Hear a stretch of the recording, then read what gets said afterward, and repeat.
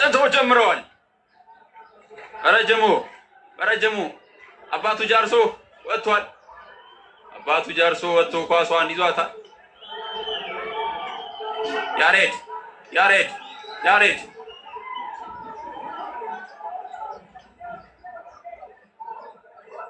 ጅላሉ ሙዲ ተሻምቶ ተሸንፏል። ቶስላሽ ጋር ትገኛለች ኳስ ጅላሉ ሙዲን ሰለሞን ኳስ ሰለሞን እግር ስር ትገኛለች። ቶስላች ሆኖም ግን ኪሩቤል ወደ ውጭ አውጥቷታል። ሙሉጌታ ግሩም ኳስ ዳኛው